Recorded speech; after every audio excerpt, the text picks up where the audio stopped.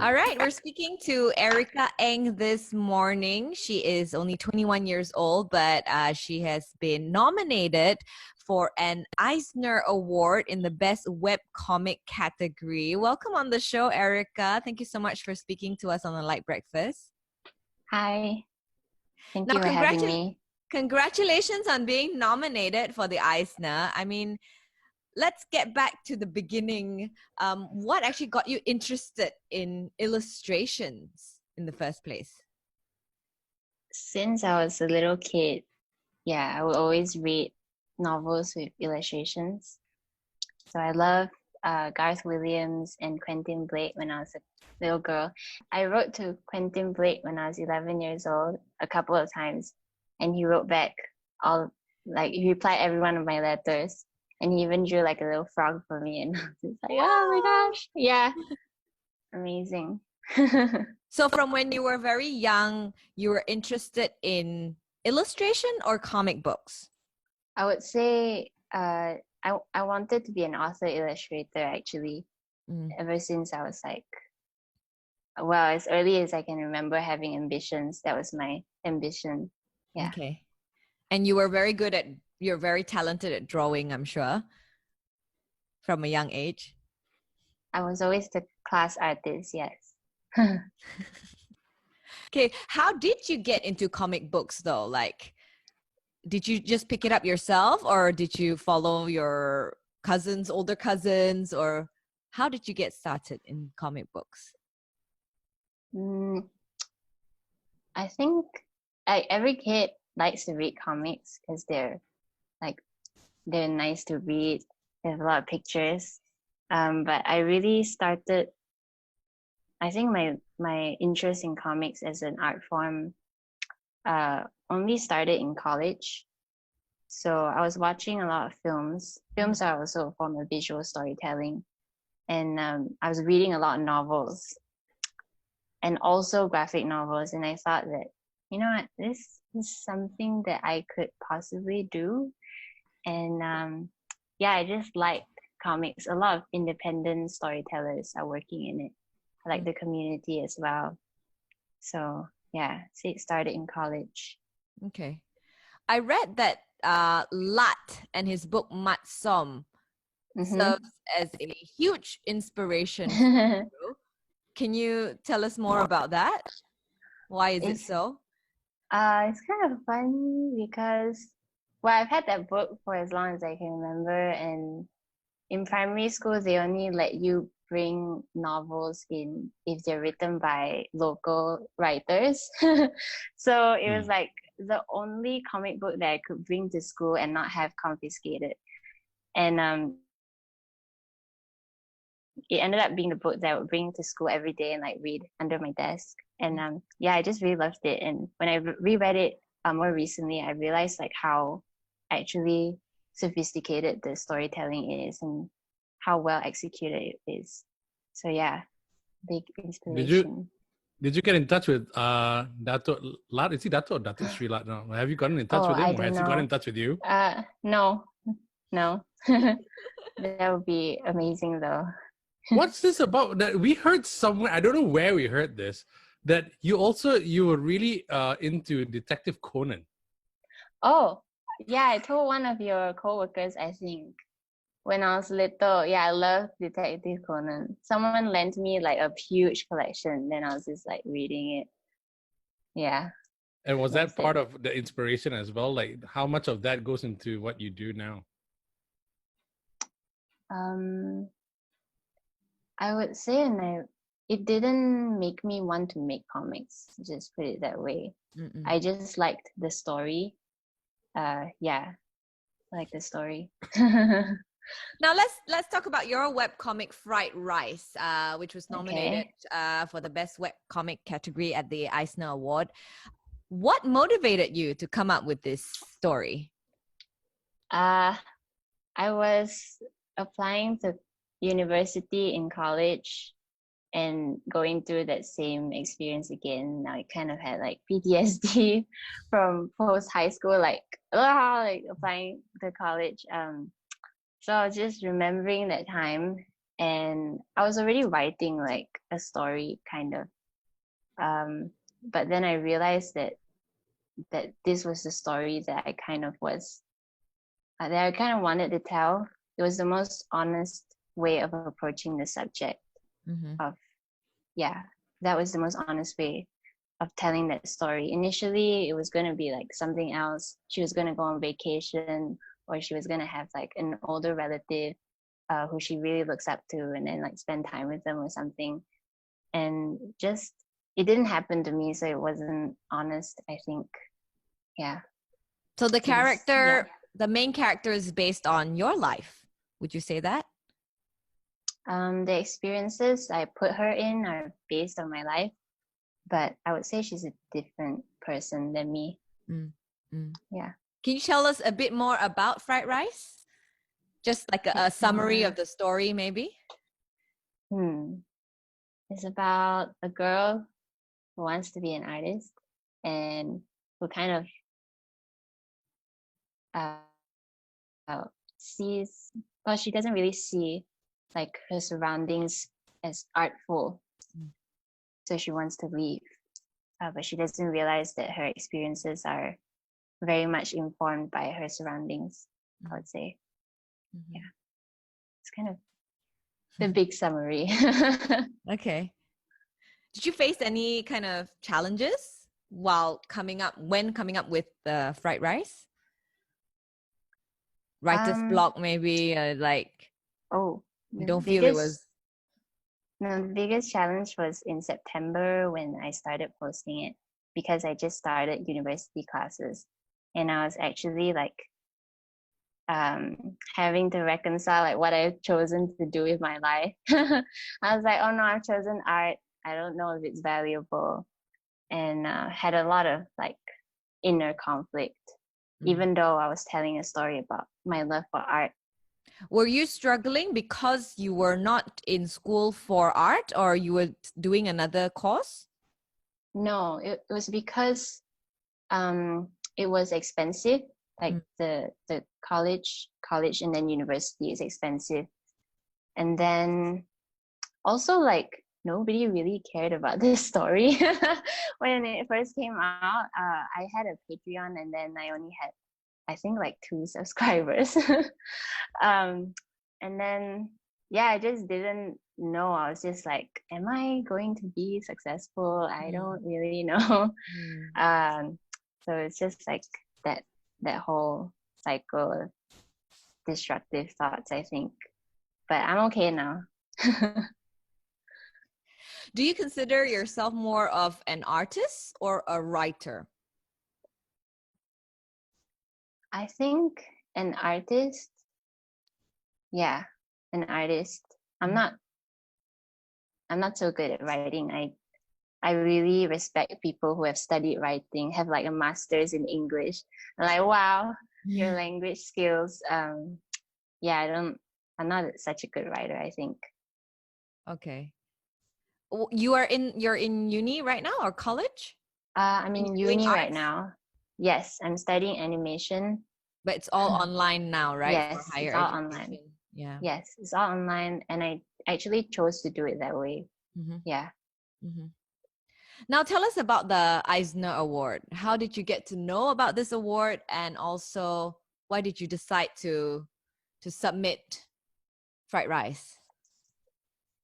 I actually knew about it because when I was reading graphic novels, I found that a lot of people had this award, and it was just something like, this is the Eisner Award winning novel. And so I just got curious, and then when I started writing this, I was like, okay, well, do they give it to webcomics? And I found that they did, and that you can actually submit it on your own. And I found that out from last year's winner. She had read the AMA, so I read the AMA. And so it was just something on my to-do list, like clean your room, submit to the Eisner Awards. I didn't expect anything of it. I just like, okay, this is just something that I should try. And yeah. Okay.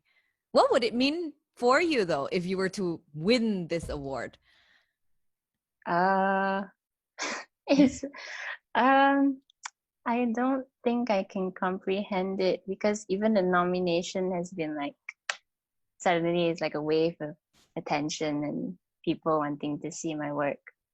So I don't really know. Maybe that would mean like more attention, possibly on a global scale. Mm-hmm. Yeah. Yep. That would, yeah. What do your family think of this? Oh, my family is just like cool. My family is just like, yeah, make sure you reply to their emails, check your emails. Make sure that you don't take any bad offers. Yeah. So they'll be your managers eventually if things explode and you get huge, and then it's going to be different then. I don't know. They don't really know much about this industry, so I might have to hire someone to help me with that. Mm-mm. Yeah. But were they supportive of your work? Like, are they supportive of your work? Would they have preferred that you were in a more traditional career Accountant. path, you know? Accountant. No, I knew I wanted to be an animator when I was 15. And I told my dad. And my dad actually studied music. He's that helps. he's a Yeah. pianist. Yes, it helps. So he was like, you know, if you really like it, you're gonna work hard, then go ahead. Yeah. So they've just been like that. Very supportive. Yeah. Do you plan to get your webcomic published into a graphic novel, perhaps? That would be nice. Have you explored it? Have you thought about it? Yeah, have you thought about it? Yes, I thought about it, and I think it would be really cool to have a book. Yeah. Can you imagine your character Min, this girl from Batapa going to Bangsar and everything? Next thing you know, she's in the MCU. You never know. Oh. She has superpowers. Wow. Yeah. She has super like art powers. She draws something, it comes to life. Wow. That's your plot right there. Fright Rice too. But I mean, this is a very niche industry and not very popular, especially here in Malaysia, right? Are you planning to turn this into your full-time career, seeing that you are going to school for animation and the creative arts right now? I have to see. I'm not sure yet because I'm still in school. I still have to like get an internship when I graduate, and then it really just depends on like a bunch of things how they work out. But if I could be an independent storyteller just making comics, I would be happy with that. Yeah. I don't think you're just going to be an intern. You're going to be an Eisner Award winner at that point, you know. That will probably change a lot of things. I mean, even being nominated, past Malaysian nominees, one of the past Malaysian nominee actually went on to work with DC and Marvel. Is that is that what you're looking forward to? DC. I think a lot of their comics. Yeah, go ahead. Their comics are usually digitally drawn, and I don't like my workflow just doesn't look that way. So I don't think that I would be the best fit for that company. Yeah. So how would this work? I mean, like when you look at your career path, you're studying for it right now. Probably comics. You never know, MCU might happen, but where do you see this happening? Like where would it culminate?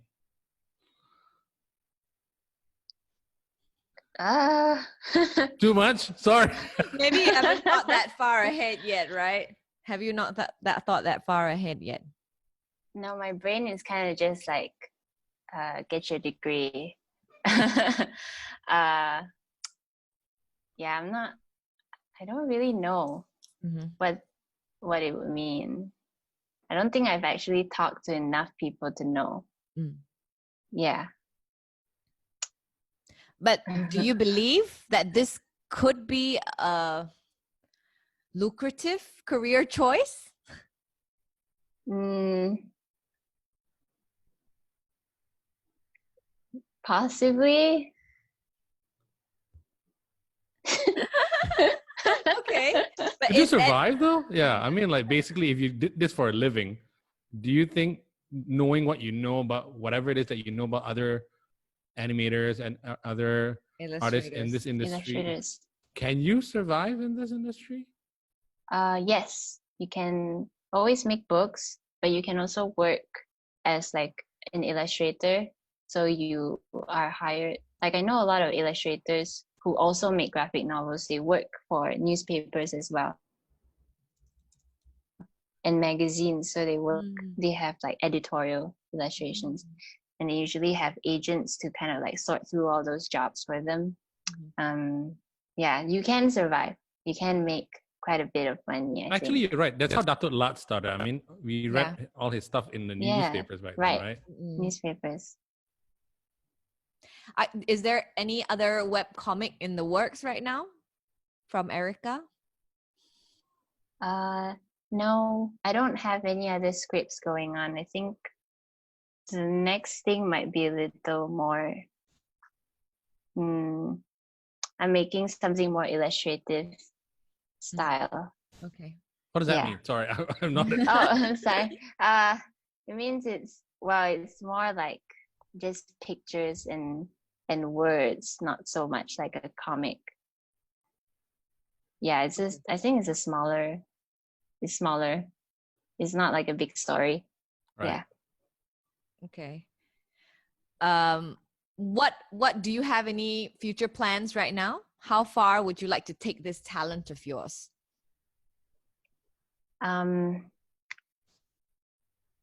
I would love to collaborate with one of my friends who is a poet and a writer. Yeah, she lives in Sabah, and I just messaged her recently. I was like, "Do you want to make something together?" That's like my future plan is so it's so near, Short but term. It's a yeah, short term plan. short term thing. Yeah. I just make stuff and keep Wait, how reading. did you meet this friend though? This friend of Sabah, was it Oh, because of your works? no. We went to college together. Yeah. And then kind of felt like we have the same vibe. I really want to make Right. something with her. So Okay. yeah. And has she agreed? She's thinking about it. I ask only because I understand that there's this community of artists who chit chat and then talk about what works they want to do. I suppose it works for musicians as well and all other kinds of works. Has your world changed ever since this happened? Ever since you got into this, that you met people from different parts of the world who are doing the same things when you meet online and you share your works? The biggest change I think would be meeting Malaysian artists actually, because don't they're kind of hard to find. International artists, I feel like they're there, and then I didn't know about Romania until she reached out to me on Twitter. So yeah, I think that's how my world has changed, like being connected with Malaysian artists and being I'm gonna try to be more involved in like events and things. Are there Um, many Malaysian artists or graphic novelists out there? I don't know about the number. I'm probably not the person to ask for that. But there are some really, really amazing artists out there who are doing great stuff. Like there's they have their own like news thing. It's called New Narrative. And then there's a coalition for Southeast Asian artists called Unnamed. Wow. Yeah. So I'm just like learning about all these things. Which one should we check out besides Erica? Oh, well, I mean, you guys know about Romania Yi. Mm-hmm. There's also someone named Caris Loke, who was, I think, the second person who like kind of reached out to me. And she's in charge of a lot of things. she's doing a lot of stuff for the art community. So I would say check out Charis Loke, like CHARISLOKE. All right. Now, Erica, what would be your what's your advice to young people who would like to turn their interest in their hobby into a career like you have? I would say set your standards high. I look at all these people who've been there and done that and look at their work and try to model your work after that. But don't be envious of, I guess, awards or names, but it's good to envy the craft, I think, a bit. Yeah. That's actually something that Ocean Vuong posted today. He's a writer, and I kind of stole that. So I was like, hey, that's good. Yeah, do that. So Keep don't making stuff.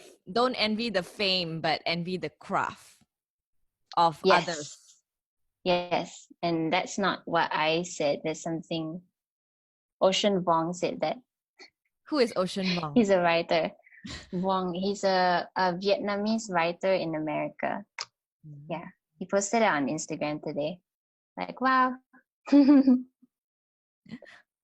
Well, all the best to you, Erica. We really do hope Thank that you. you can win this for Malaysia. Thank you. And all the best in your future in this industry.